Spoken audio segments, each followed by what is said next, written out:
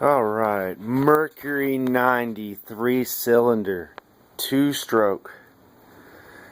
Trying to definitely get some information here from the world, see if I'm doing this right.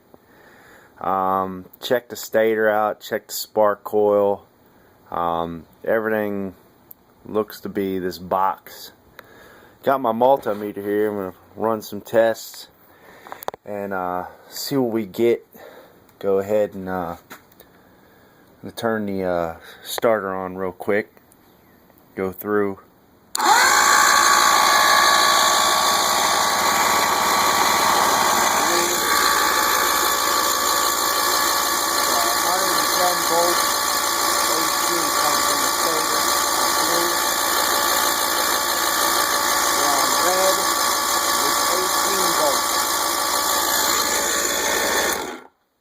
Alright, so that was like 18 volts on the red, which supposedly is the high speed, which makes voltage go into this box, and blue is the low speed, and I had like 150 volts AC on that.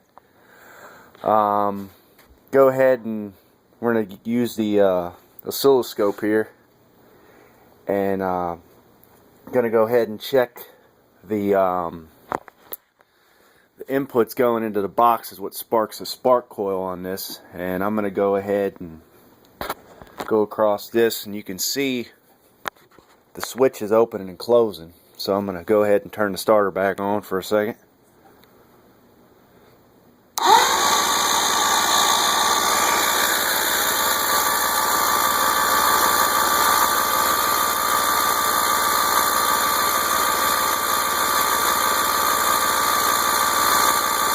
Coil 2, coil 3. I don't have anything coming out going to the spark coil. Nothing on either 3. So basically this here is the trigger. Trigger tells this coil to fire.